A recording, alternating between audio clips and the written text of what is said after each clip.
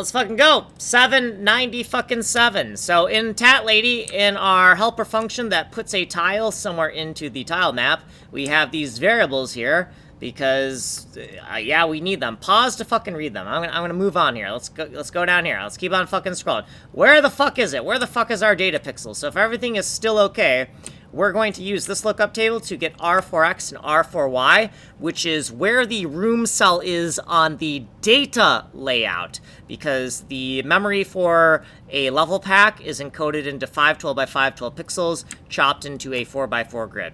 Okay, so data pixel X and data pixel Y, we need to seek to the correct hotel by multiplying hotel address by 512, seek to the correct room by multiplying the room address by 128, diagonal offset to the data, lateral offset to the data, right? Lat times LMX, and then add room local X. Now for DPY, it is the exact same fucking formula. So offset to the hotel, offset to the room, diagonal offset to the data, lateral offset to the data, and then add room local Y. We're going to convert the XY to an index here, and then we are going to convert the index to a byte address. The 2048 is because we're on a 2048 by 2048 texture. Okay, so data pixel data, if everything is okay, we're going to alias pix2048 to ladypix, and we are going to we're going to get the red, green, blue, and alpha bytes out of the memory using the base address of the pixel, right? The byte address of the first byte of the pixel,